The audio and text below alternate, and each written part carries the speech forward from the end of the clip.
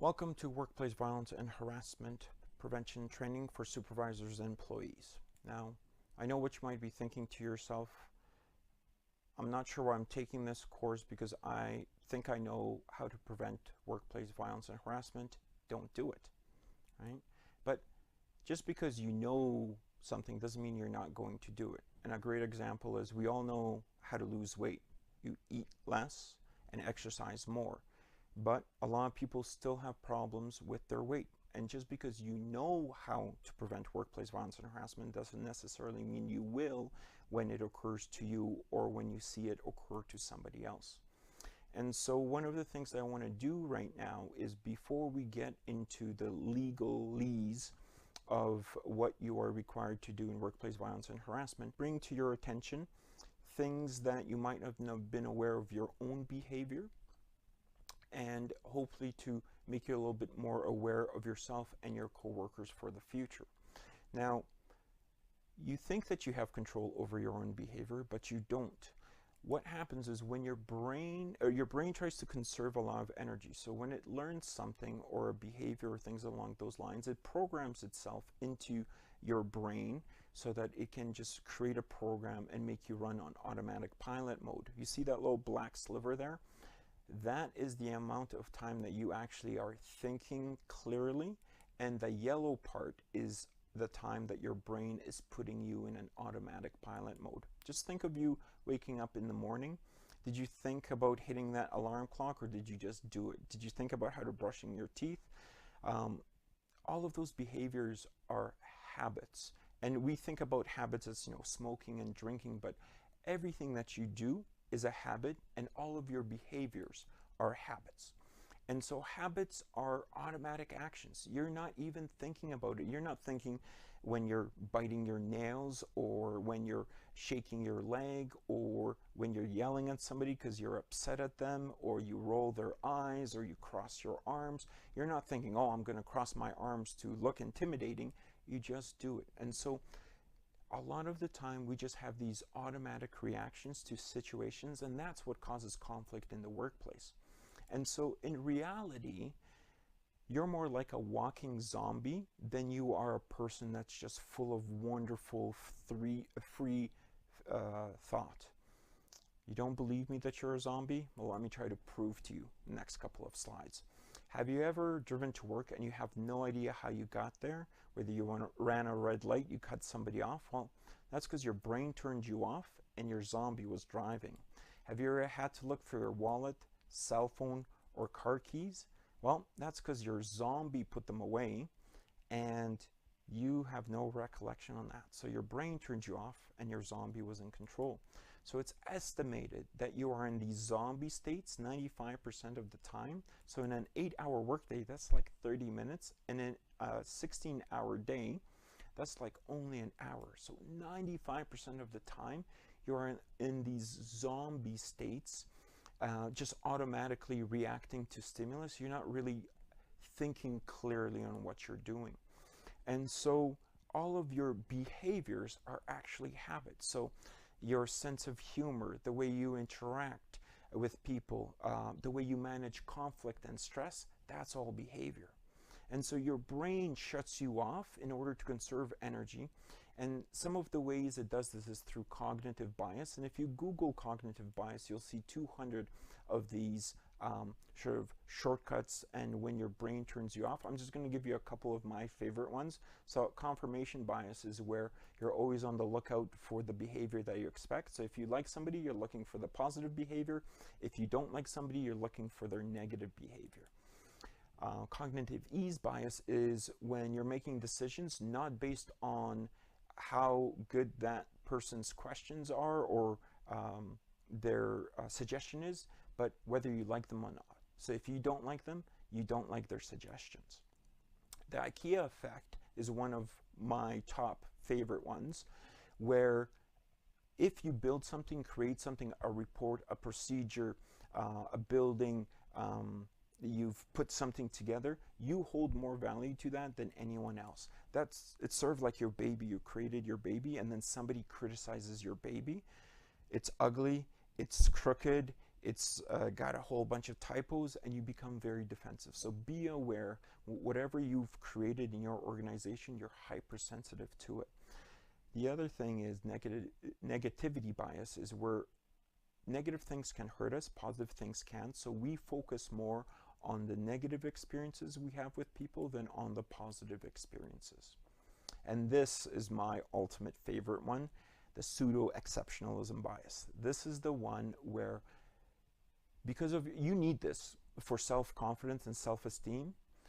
You think you're better than most of your co-workers, smarter, more harder working, you deserve more pay, and that might not be the case. You just might be average. And so you think you're a unique snowflake, but where in reality, you're just a mindless zombie that automatically reacts to stimulus. And those of you who are zombie experts know that if you surprise a zombie, it's never a good thing. Never have we, in the history of human beings, have such a diverse work culture.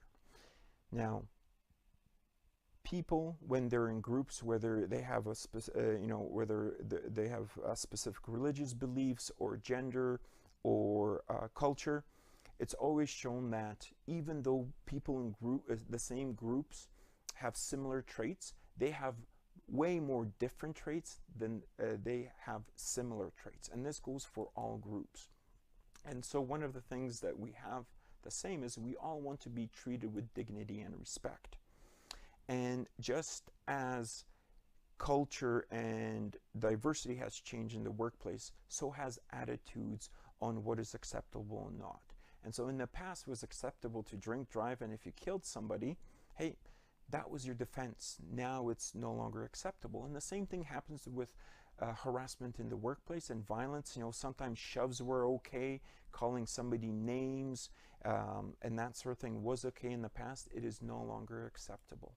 And it's everyone's responsibility to prevent that in the workplace. Now, hopefully you realize as culture change and laws change, you change as well. You're not the same person you are at 1, 11, 21, 31, 41, and so on and so forth. And people change as they age, and that also creates conflict between generations. And so when you're young, you follow your parents' traditions, then you rebel, but once you start having your own family and things along those lines, you tend to return to those traditional values. When you're younger, you are a lot more liberal, and as you're aging, you start getting more conservative, and you start thinking, hey, those traditional ideas are a really good idea, and hopefully you don't become ultra conservative, you don't become ultra liberal, you're sort of somewhere in the middle. As you're aging, you are more closed-minded to new ideas, and when you're younger, you're much more open-minded because you don't have any experience. You don't know what works, what doesn't work, what's been tried, and your brain, as you're getting older, prevents you from trying new things because it's trying to conserve energy and says, why would we try something new when this thing has worked for us for all these years?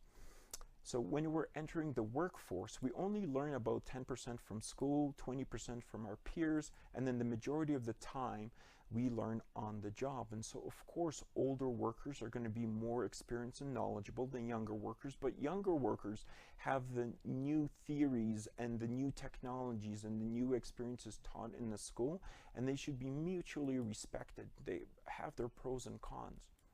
And so younger workers aren't going to have common sense because common sense isn't that common, and common sense only comes from experience, knowledge, and skills of doing something.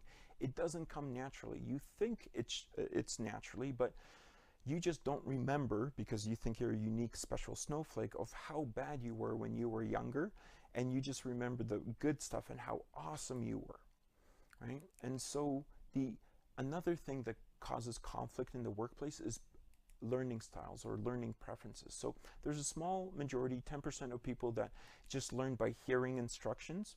Another 20% can look at something and then follow those instructions. And the majority of us have to do that thing before we know how to do it. The problem becomes is if you have an auditory instructor or supervisor or coworker that's teaching you and you're kinesthetic, well, there's going to be a lot of conflict because they're teaching you the way they learn through hearing and things along those lines, and you're struggling because you have to sort of do it, right?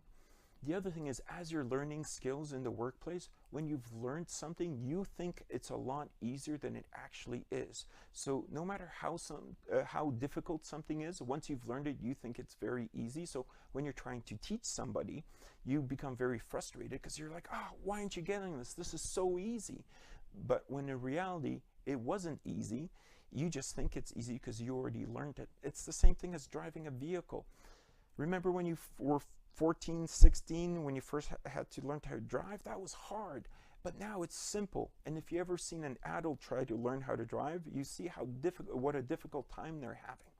Another conflict that occurs is when you do something all the time, you become better at it. Just like a hockey player, if they practice every single day, they're going to be better than a hockey player that practices once a week or once a month. The same thing happens in the workplace. So if you're doing something all the time and another coworker only does it once a week or once a month, they will never be as good as you in that task or duty that you're doing, and you're going to be very frustrated. This is one of the things where HR people are always frustrated. Why don't managers and employees know the policies and procedures?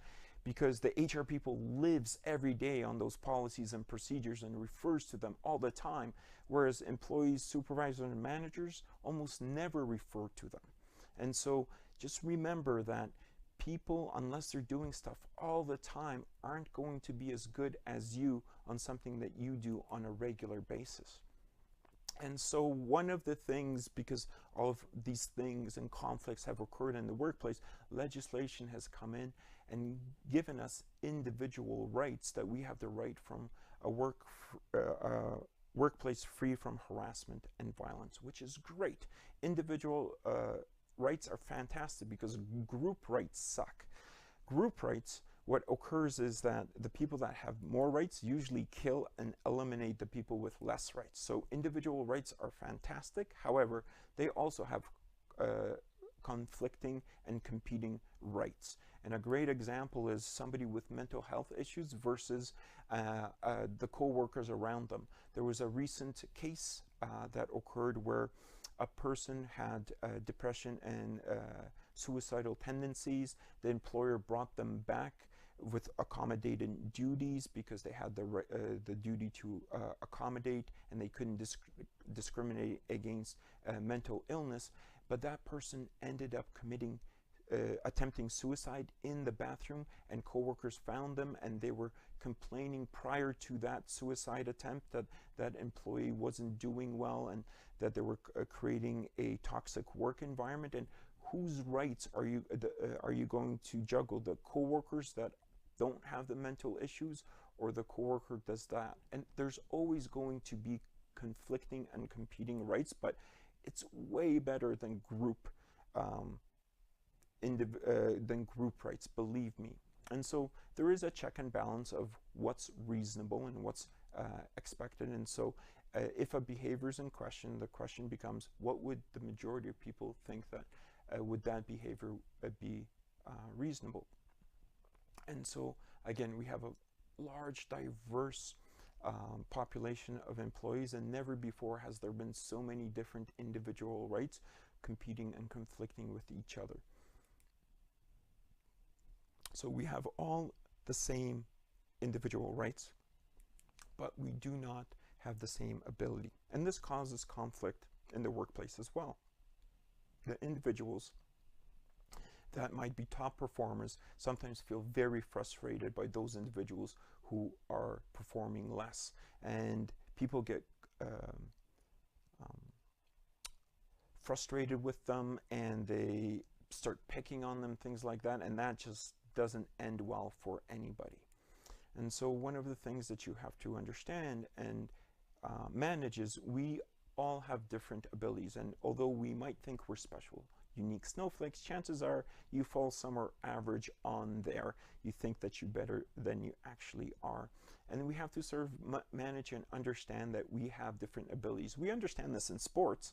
You know, you're never going to get a sumo wrestler to be a gymnast. You're never going to get a goalie to be a center or anything along those lines. But sometimes we expect all of our coworkers to work the same amount be as productive, and we all have different abilities, but that creates conflict in the workplace. So the supervisors end up being the referee and deciding what's reasonable conduct. If you're ever feeling yourself upset, angry, or blow up at somebody, the best thing that you can do is just take a break, because as you're more frustrated, angry, stressed out at a person, your cognitive higher executive function goes down, and you're going to say things that you're going to regret. So the best thing to do is, if you've had an argument with somebody, to take a 24-hour breather, think about what you said, what you did, what you could have done differently, and talk to that person the next day in a little bit more of a respectful, calm voice, because rarely has any situation been resolved when two people are screaming at each other. And so hopefully you are now a little bit more aware of the types of conflicts that occur in the workplace, and that sometimes you are part of that conflict, and that your zombie state that you're in 95% of the time can be defensive and mean and rude and short-tempered and all of that stuff. But now that you're aware, hopefully you can work on that and catch yourself in these zombie states when you're sort of being short with somebody, or upset at somebody, or being stressed at somebody, that you're able to sort of take a step back and be a little bit more reasonable in trying to figure out your differences. And so now comes the law part. And so there's been new updated legislation where the focus really is on the supervisors to help prevent workplace violence and harassment. And the key here is that as soon as you have one person reporting to you, you are considered under the law a supervisor. So it's not just owners, managers, supervisors, assistant managers, foremen, leads, but if you have one person reporting to you, you are now considered a supervisor, and you are responsible for preventing workplace violence and harassment in the workplace. So the other new rules that we'll talk about is you now have to define specific terms, which we'll talk about, investigate workplace violence and harassment, develop preventative plans, review those plans, and advise employees about their options about getting medical help if they've been victims of workplace violence and harassment. And so the definitions you will find in your employee manual, but we'll go over them just a little bit so that you are clear on them. Harassment can be one or multiple actions or incidences which are objectionable and unwelcome. So that might be intimidation, offending, degrading somebody, humiliating somebody, trying to cause psychological harm or an unhealthy work environment. Now, disagreements are okay. You can still disagree with somebody, not see eye to eye, have different opinions, as long as it's done in a respectful and dignified manner. Now, the key term here is unwelcome. So two people can play jokes and pranks and, have inappropriate jokes between them and that sort of thing, but the other key is environment. And so if two people are telling inappropriate jokes or innuendos and things along those lines, that's fine. But as soon as somebody is overhearing them and they don't appreciate those types of jokes, that's where that sort of decency or line gets crossed, where as long as it's the two of you and you or the group appreciates it, but remember, you are in a workplace environment working with others around you. One of the things that poor performers sometimes do is they feel that they're being harassed because they're not performing, and their manager, supervisors are focusing on them, and then they're saying, well, I'm being harassed. Well, that's not the case as long as the manager, supervisor are trying to enforce policies that everyone has to follow. You are trying to meet a specific standard. They're providing constructive feedback in a respectful manner, and that the disagreements and opinions are okay as long as they're done respectfully. And so it's not harassment as long as you are focused on the performance and you're holding everyone to the same standard. Workplace violence, people think as, hitting and pushing or shoving, but it is also threats of violence, and it can be also written. Or if you throw an apple at somebody or splash water at somebody, that's considered workplace violence as well. Domestic violence has now been added because it can spill over into the workplace, and employers have to create create precautions in case that ex-spouse enters the workplace. Sexual violence has been changed from sexual harassment to sexual violence, and that has a very wide range of anything from name calling to homicide. And so, and internet threats, any kind of online forum that serve where sexuality is used as coercion, and it's set in a workplace environment or work-related setting. So that can be events, Christmas parties, social club events, and that sort of thing. You are now required to create workplace hazard assessments, and not only about your co-workers, but your customers, contractors, vendors, and even strangers. So if you're traveling or you go to hotels and that sort of thing, it's now part of the requirement for you to have some kind of hazard assessment and to train your workers how to prevent workplace violence and harassment inside and outside the workplace when they're on duty. You have to have a preventative plan, and a lot of people think that their preventative plan is the policies, and it actually has to be a preventative plan. Say preventative plan, it can be part of your policy, or it can be on a standalone document, but it has to have things such as the leadership commitment, that you'll have policies and procedures to prevent workplace violence and harassment, training, hazard assessments, roles and responsibility and who does what, that you'll support and provide assistance, confidentiality, and you'll protect people from reprisal if they come forward with complaints of workplace violence and harassment. Your policies and procedures are very important. Somebody like me worked very hard to create these policies, and they're a really good guideline on what you should do if you experience workplace violence and harassment. And so these policies will include things such as the commitment, the preventative plan, roles and responsibilities, the support, as we talked about before, investigation procedures, consequences, false allegations, protection and from reprisal, and special circumstances. And we'll talk about these here right now. So your preventative plan needs to be reviewed every 3 years, or when an incident happens, or when the Health and Safety Committee requests one to do so. One of the best ways that you can create training for your co-workers, supervisors, and employees is online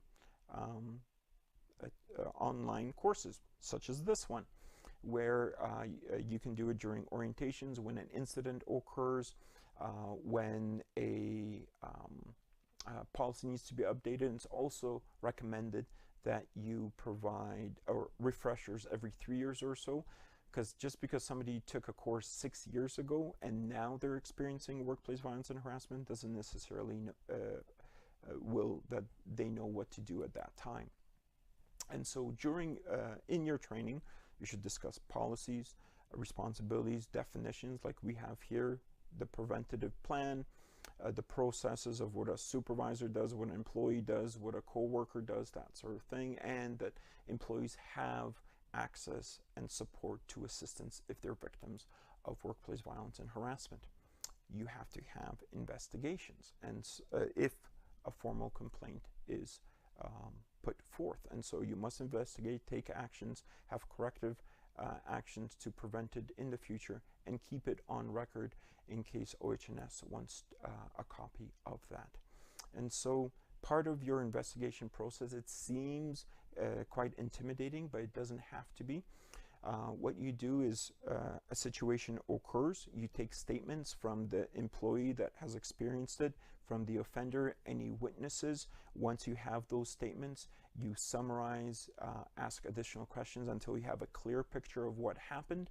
Then you make a summary, a decision, how you're going to prevent it from the future. So that might be suspending somebody, writing somebody up, providing them with some additional training like this video, and then ultimately creating a corrective action to try to prevent it from happening again. It is recommended that you have two types of reporting: formal and informal. Informal going first. So let's talk about first. So the informal is where the employee and the offender should try to talk things out, and the employee should go to the offender, say, hey, I don't appreciate that kind of behavior or actions and things along those lines, and hopefully that stops. If it doesn't stop, then they can go to their supervisor and say, hey, so and so, I tried to talk to them, nothing, they haven't stopped. And if the supervisor then tries to do something or things along those lines, then they can provide the support. They can get some additional guidance from higher supervisors to try to work things out before it has to lead to a formal report. Because once a formal complaint is launched, then an investigation must occur and people need to be interviewed. You need to create a report, and so it's best to try to address it informally, but if it fails, definitely take the next step and do a formal process. So a formal process has to be written, and so the complaint has to be provided in writing, and it should have the date and time, nature, who the person was, if there was any witnesses around, and a full description of what occurred. That process can be in the policy. It could be a form, it could be an online form, it could be in a form of an email, as long as it has that information and somebody saying, I am making a formal written complaint. And so that, again, that written formal complaint can be on various mediums, but ultimately you can't just say, hey, I'm being harassed, I need you to do something, this is my formal complaint. You need to provide a written document for that. And so if somebody provides a formal complaint, the employer must provide support for that employee and provide them assistance to health professionals in order for them to get some help if they've been victims of workplace violence and harassment, and cannot deduct any of their pay if they're going to these sessions during working hours. The EAP program is one of the best ways to do that. If a company doesn't have an EAP program, then free government alternatives that are here on this page, just hit pause and you can write them down. This information should also be not in just one place, like the employee manual, but posters, safety boards, brochures. Sometimes they have little business cards that you can give employees. You can do these during toolbox meetings, or you can provide them during employee meetings or departmental meetings and that sort of thing. So remember, ultimately, if you have one person reporting to you, you are responsible for providing a safe and a workplace free of harassment and workplace violence. And as a person who has one person reporting to them, you are expected and required to prevent workplace violence and harassment.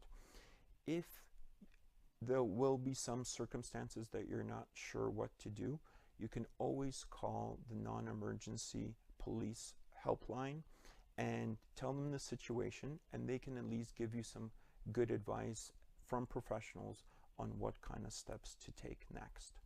So if you are experiencing workplace violence and harassment, try the informal process first. Talk to that person, document that you've talked to that person. If that fails, talk to your supervisor and document that you've talked to the supervisor. And if that fails, ultimately file a formal complaint. And follow up, because just because you that person that receives those formal complaints might be away on vacation, on leave, so always make sure you follow up. Now, for serious incidences of workplace violence, whether it be sexual or not, do not engage the offender. Immediately go to your supervisor, make a formal complaint, and follow up to ensure that that formal complaint has been received so an investigation can start immediately. If you're a supervisor and somebody comes forward to you, try the informal process first. Try to coach them, refer to the employee manual, because somebody like me spent a lot of time writing the policies on what steps to take. Try to address it between yourself, the offender's supervisors, and provide support for that employee. But ultimately, if that fails, tell the employee they have the right to make a formal complaint. If they refuse, document that you've given that advice. However, if you think that it's severe enough, especially when it comes down to workplace violence and sexual violence, definitely submit a written complaint on their behalf.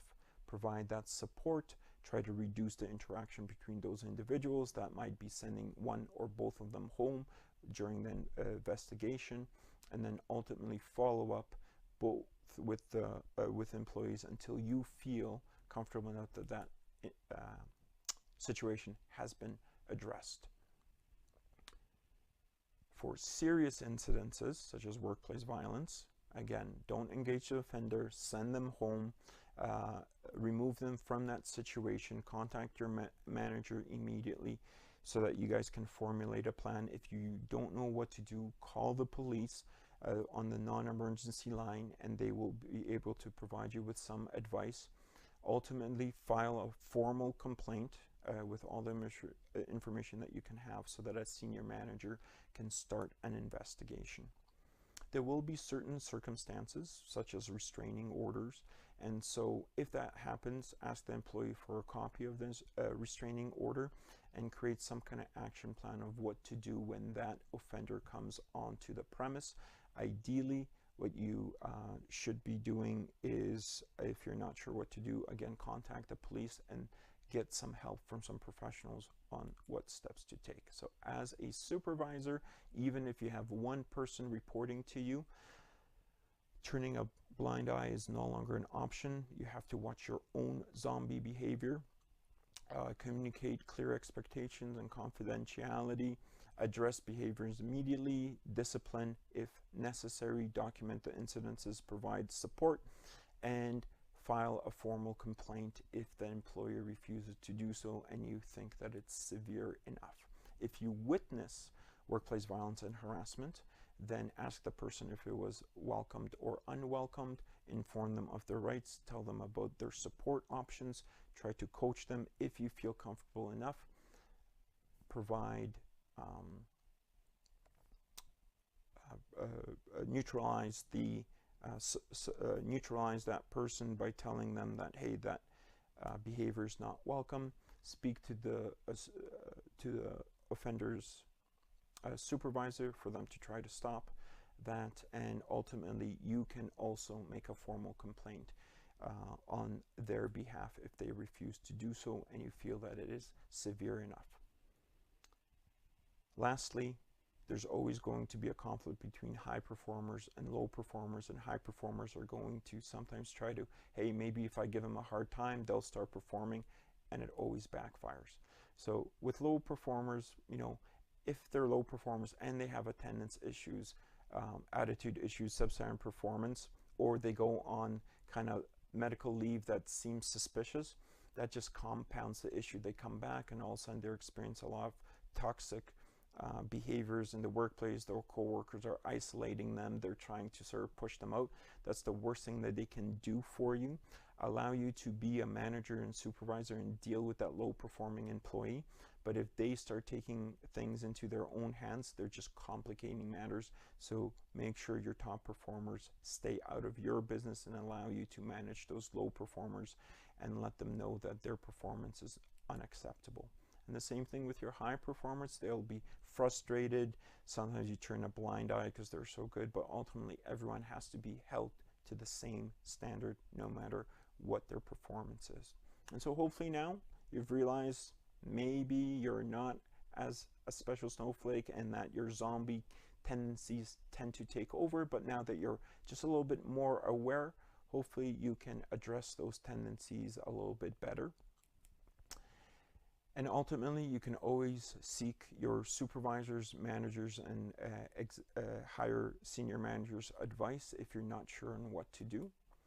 And then somebody like me spend a lot of time writing these policies and procedures, so always refer to them. there'll be some great information in there on the next step. And so remember, although you might not be a special snowflake, if you help prevent workplace violence and harassment, you can be a star. I waited 75 slides with that joke. It's pretty good, right? Thank you so much, and hopefully you've enjoyed this training seminar.